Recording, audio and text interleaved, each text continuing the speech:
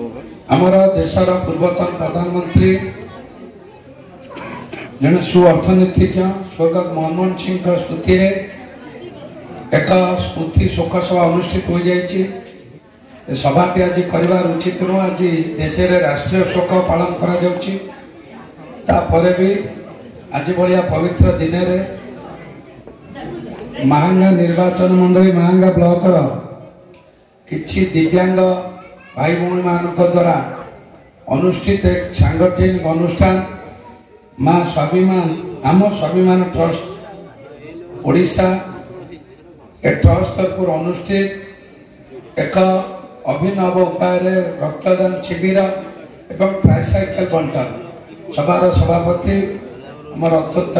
अंचल मुख्य अतिथि आमर अभय बाबू अच्छा सुकांत बाबू अच्छा मंच तले